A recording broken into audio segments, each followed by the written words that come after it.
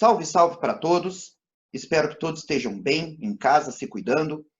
E as pessoas que, porventura, não possam estar resguardadas agora, que estão executando alguma atividade que é essencial para a manutenção da sociedade, peço que se cuidem, mas fique com a minha gratidão. Meu nome é Éder Oliveira, sou museólogo do Museu Antropológico Diretor Pestana, e eu trago aqui, junto com meu amigo Matheus Cruz, uma proposta de ampliação do espaço que os museus ocupam nas redes sociais, sobretudo nessa plataforma de vídeo.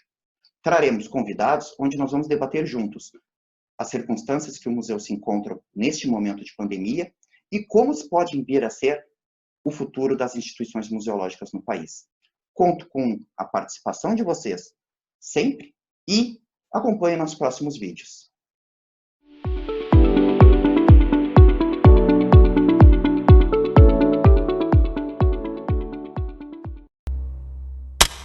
Como meu parceiro nessa empreitada, com Matheus Cruz, que assim como eu, é museólogo, formado também pela UFPEL e possui mestrado em Memória Social e Patrimônio Cultural pela mesma instituição.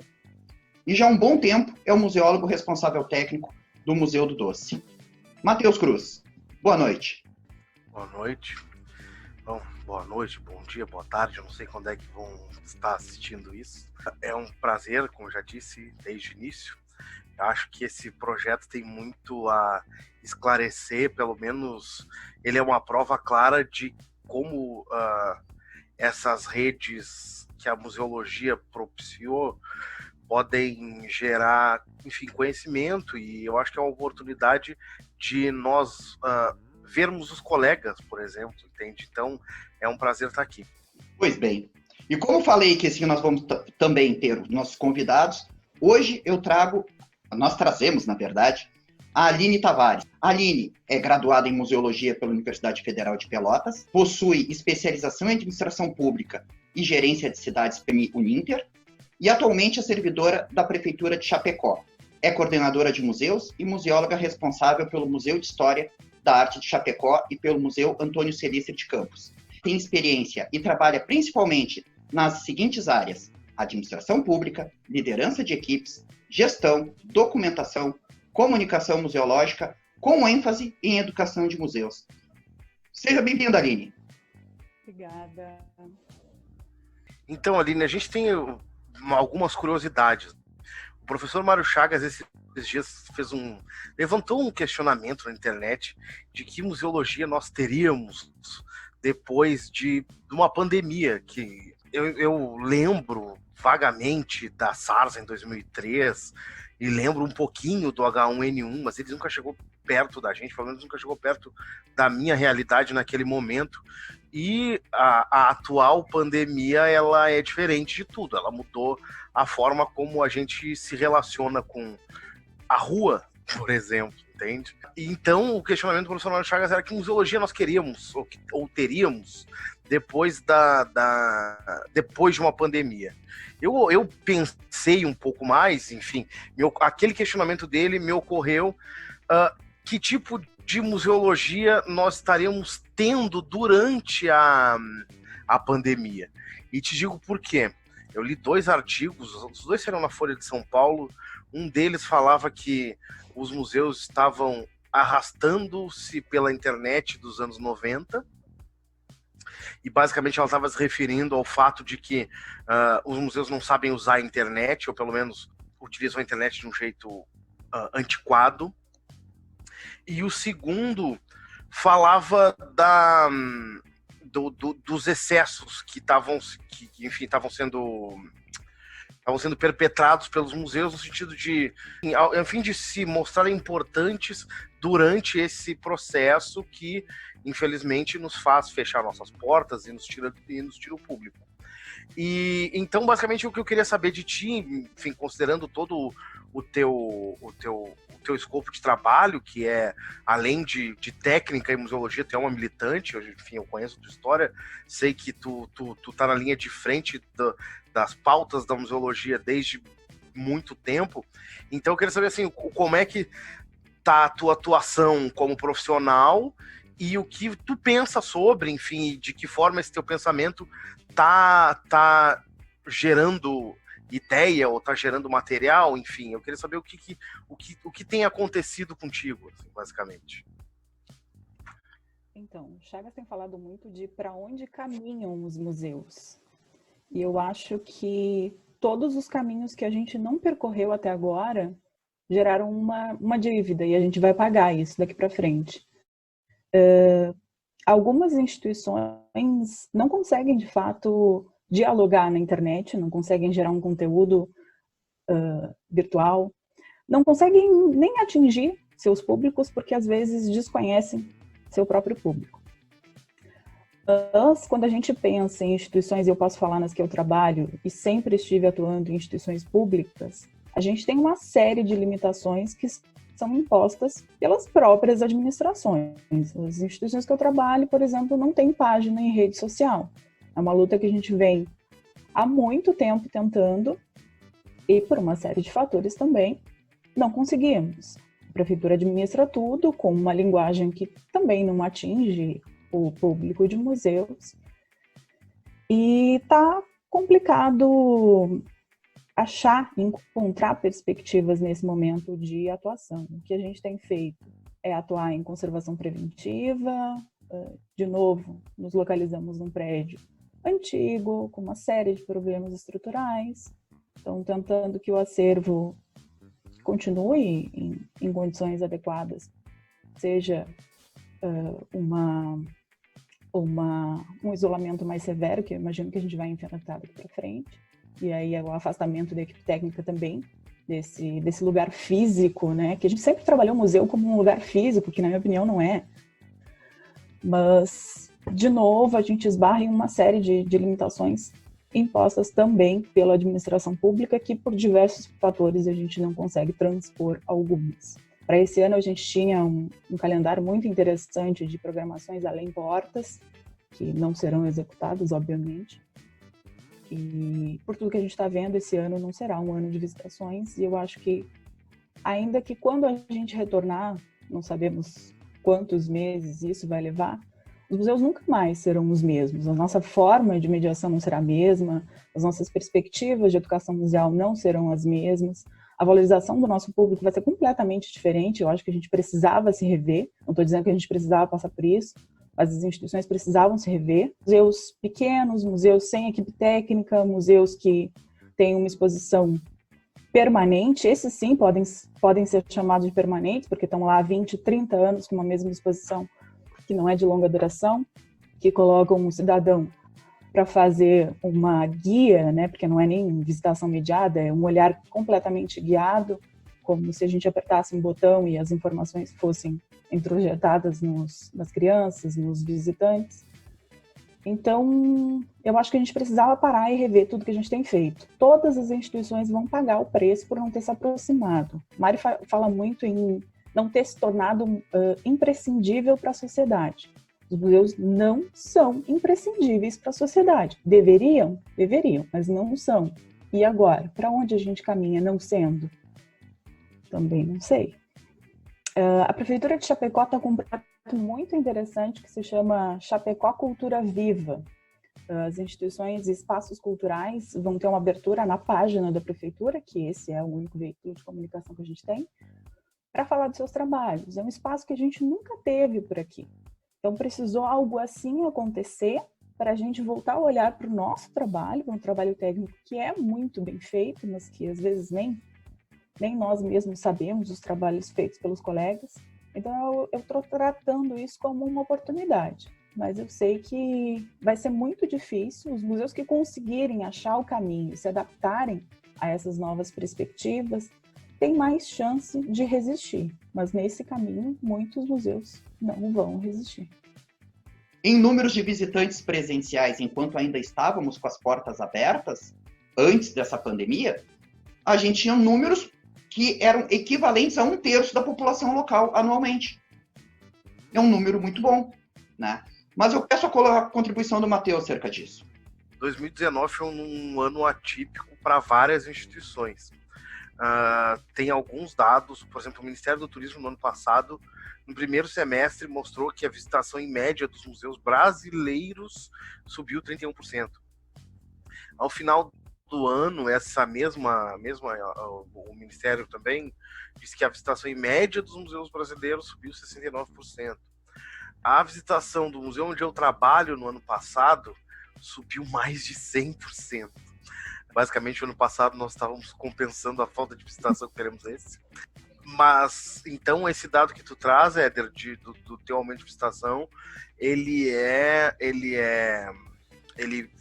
vem ao encontro de um fenômeno que aconteceu em todo o país. A explicação para esse fenômeno ainda é meio turva, por assim dizer. Até há quem diga que em algum momento, depois da ressaca, que 2019 foi a ressaca de 2018 e que as pessoas começaram a acordar, por assim dizer, e por isso essa procura por instituições de memória. A gente, obviamente, também não pode esquecer que quem alavanca essas visitações também é aqueles museus espetáculo do Rio de Janeiro, tipo como o Museu da Manhã, por exemplo, que em busca dessa relevância, inclusive, eles ficam mandando e-mails pra gente agora toda hora, dizendo que é pra gente lavar a mão e tudo mais. É tenso, mas enfim, eu recebi um e-mail desses ontem, eu acho, que era pra eu lavar a mão, porque eu cadastrei meu e-mail lá e eles fizeram essa sacanagem. Mas quanto ao que a Aline falou, agora só, me ocorreu isso, e eu preciso comentar o que a Aline tá dizendo também, porque eu acho que vamos pensar cronologicamente, tá? A gente tem lá 1972, os anos 70 de uma forma geral, onde havia uma reivindicação por patrimônio material, houve uma reivindicação por os museus começarem a abarcar expressões culturais e não necessariamente a elite. E aí depois a gente vem os anos 90, que demandam que os museus criem instrumentos para isso, já não era só uma mentalidade, aí vem uma demanda de criação de instrumentos, e a gente basicamente só derrapou nessa criação de instrumentos até hoje. Então, assim, são 20 anos, 30 anos, e nós estamos derrapando em criação de instrumentos. Só um último detalhe que eu acho que é importante para a gente pensar aqui. A visitação, parte da visitação que a gente teve nesse ano, especificamente no Museu do Doce, aconteceu por causa do chamamento que as redes sociais fizeram. As redes sociais serviram como, no caso do Museu do Doce, as redes sociais serviram como convite.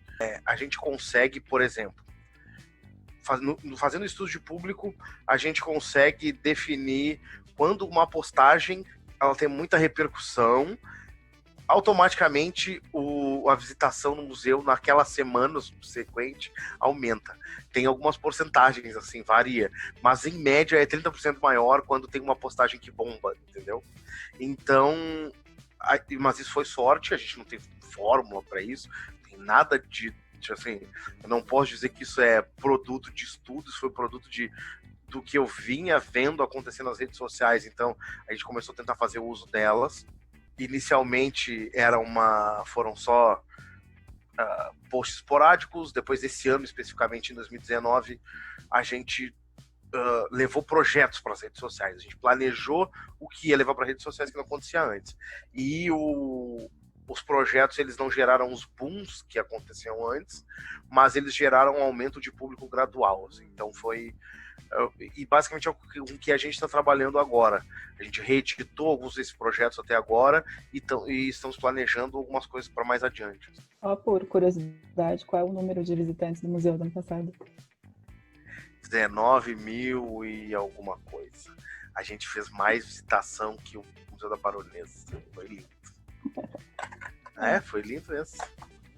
O Museu da Baronesa é o museu mais visitado da cidade e tudo mais, e a gente conseguiu ter mais visitantes do que eles. Foi incrível. E em média, antes do ano passado, a gente não chegava a 10. Isso no decorrer do ano passado, Matheus? No decorrer do ano passado. Nós aqui alcançamos a marca no ano passado de 27 mil visitantes ano. Né? Com um detalhe, nós aqui temos uma cidade, contando com a população rural junto, que não chega a 90 mil habitantes, tá? Ou seja, nós atingimos quase o equivalente a 1/3 dos habitantes da cidade, o que é excelente, né? Margs não atinge 1/3 de Porto Alegre, né? Proporcionalmente falando, né? E eu não estou desmerecendo Margs com isso, é que a população de Porto Alegre, Grande Porto Alegre, é muito grande, né? E quando tu fez essas colocações, Matheus, quanto ao aumento de público, eu não posso deixar de citar, e é um palpite, né? Eu não posso me certificar disso, mas eu arrisco que teve toda a comoção acerca do que aconteceu no Museu Histórico Nacional, que isso causou uma sensibilidade à repercussão do quanto de memória, quanto de conhecimento se perdeu, coisas que sequer estudadas ainda tinham sido, e foi perdido. E também teve uma campanha forte de intelectuais dizendo assim, não chore só pelo Museu Histórico Nacional, visite o museu da sua cidade, né? E isso deu uma ajuda. E talvez justifique o teu comentário sobre que foi o ano atípico, que realmente foi mesmo. Uma das coisas que me chamou a atenção em Chapecó foi justamente isso. A gente ano passado teve 8,5. Eu estava acostumada com uma cidade que era turística no meio oeste catarinense. Um museu de uma cidade 4 vezes menor recebia um número de visitantes muito maior. Mas essas são características das cidades que no início são bem chocantes. Eu ficava esperando os visitantes que não vinham. E a gente conseguiu aumentar bastante o número em comparação a 2018, mas mesmo assim é um número pequeno para uma cidade de 200 mil habitantes. Um prédio que está localizado bem no coração da cidade, perto de todos os outros pontos turísticos. São 2 museus no mesmo prédio, um prédio que abrigou a antiga prefeitura, são 2 museus. E realmente as pessoas entram mais para pedir informação, e aí quando descobrem que é um museu, algumas se arriscam a entrar e ver o que tem ali dentro. E depois que entram, percebem que deveriam ter entrado antes. Mas até chegar é complicado. Eu fiquei curioso, porque eu sei que nas condições do Éder, o Éder trabalha com dotação, eles têm custo de ingresso, e isso acaba gerando receitas. Como é que funciona a receita das instituições que trabalham? Não tem? Não tem. A gente tem orçamento por projeto, é licita por projeto, mas normalmente se licita algo, por exemplo, R$5.000, ele vai para 2, exagerando bastante. Programações a longo prazo eu simplesmente não posso fazer. Eu sei o orçamento da cultura de Chapecó, que é um orçamento bem generoso, digamos assim, mas para a área de museus eu não tenho um orçamento fixo, que na verdade agora ficou mais instável ainda. A gente já tinha alguns riscos, né? Passamos por uma fiscalização há pouco tempo, por tudo que aconteceu no país em função do incêndio, e Santa Catarina estava tentando fiscalizar e gerar algum tipo de iniciativa nesse setor, mas orçamento a gente não tem. A outra coisa que eu queria perguntar, e o plano museológico já saiu? Saiu um plano museológico.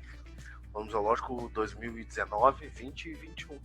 Nós já temos desde 2014, até foi por meio do prêmio Microprojetos de Museus, do IBRAM, utilizar os recursos para contratar uma empresa terceirizada para nortear. Eu estava chegando lá no museu quando começou isso. Até eu lembro que a minha chefe, a Estela, chegou para mim no primeiro dia de trabalho e disse assim, nós temos a verba que conseguimos do IBRAM, estamos só aguardando a liberação.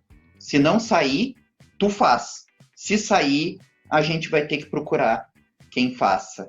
Mas, em termos assim, como o Matheus falou, que o que eu falei provocou ele quanto à arrecadação, né?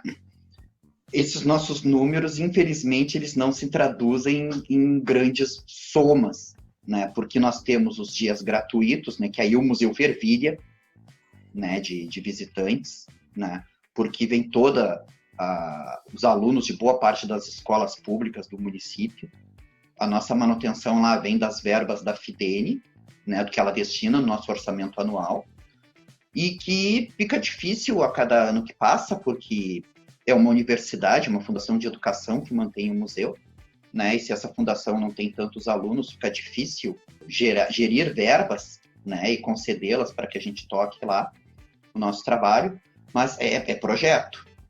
Né? Projeto. Tudo que a gente tem lá é em cima de fazendo muito projeto.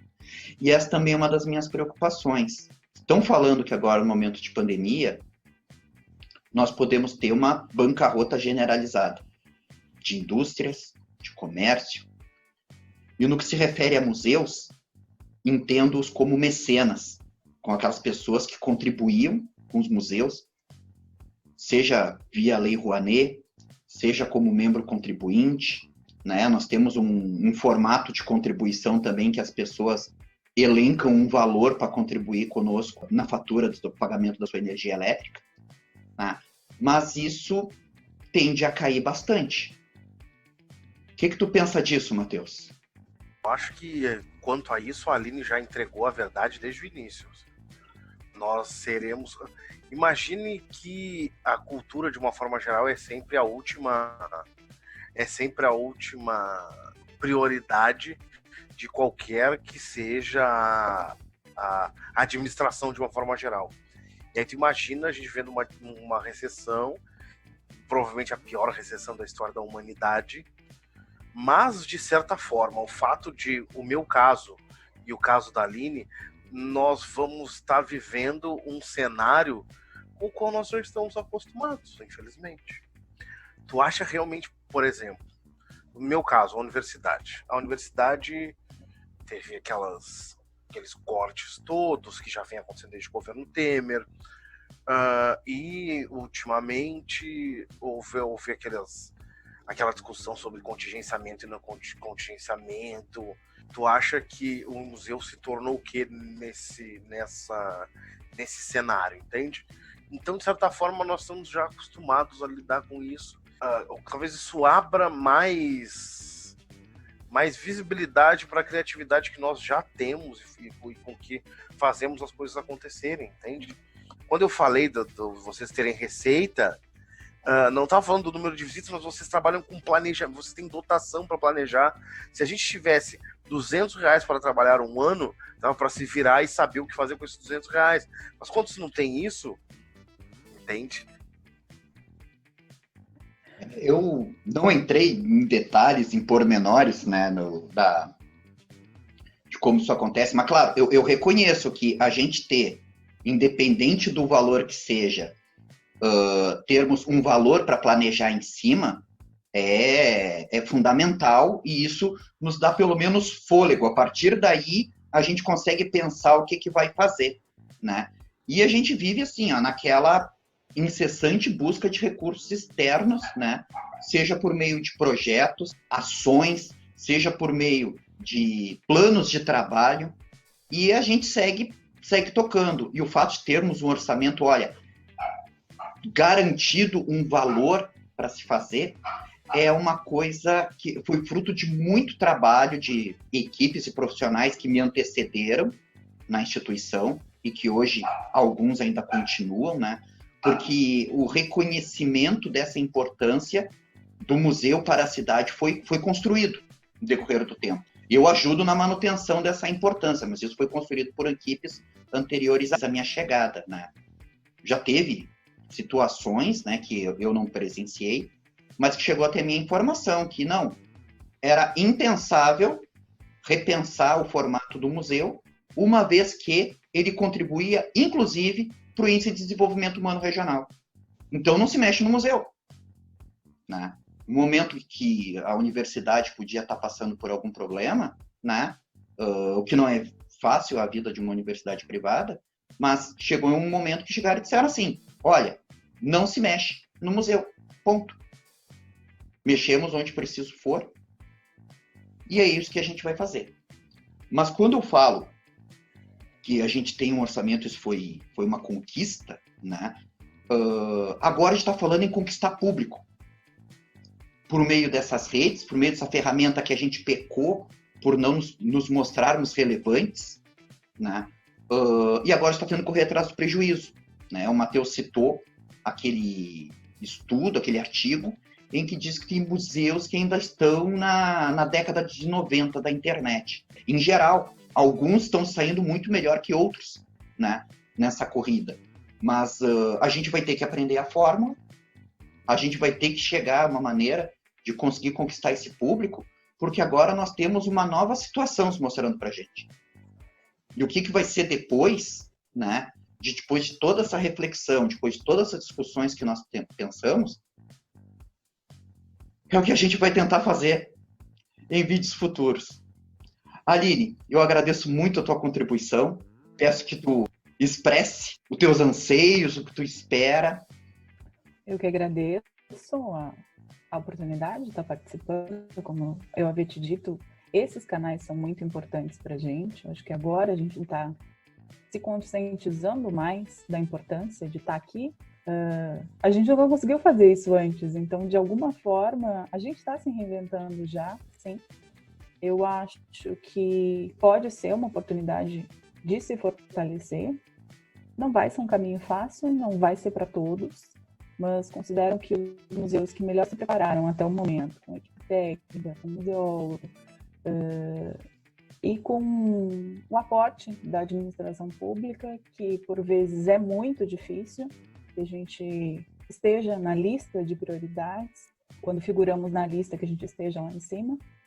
A gente espera que a sociedade responda de alguma forma aos chamamentos dos museus, mas não tem como saber como ficará daqui para frente. Acredito muito no poder dessa união, da gente estar se fortalecendo, estudando cada vez mais. E quando me perguntam com o que eu trabalho, associando o museu sempre à velharia, a coisa antiga, eu costumo dizer que eu trabalho com gente. Existe museu sem acervo, existe museu sem uma porção de coisas, mas museu sem população, sem gente, sem pessoas não existe. E acho que é aí que a gente tem que começar a investir e trabalhar cada vez mais. Matheus, eu agradeço a participação do amigo, né, e peço as tuas considerações sobre a nossa primeira edição da nossa conversa aqui acerca dos museus e a pandemia. Eu achei ótimo, como a Aline falou, nós não fizemos isso até agora, até hoje, e a nossa rede de colegas, ex-colegas, todos profissionais da mesma área, ela já estava montada, nós não fizemos até agora, por quê? Então, o cenário propiciou isso, e eu acho que os frutos serão sempre os melhores. Eu peço desculpas pelo meu filho que está pulando na cama atrás, mas, enfim, pandemia, isolamento social. Foi um prazer, Éder. Obrigado, Aline. Foi muito bom te ouvir, muito bom ouvir, Éder, as suas opiniões, enfim, ouvir o cenário de vocês.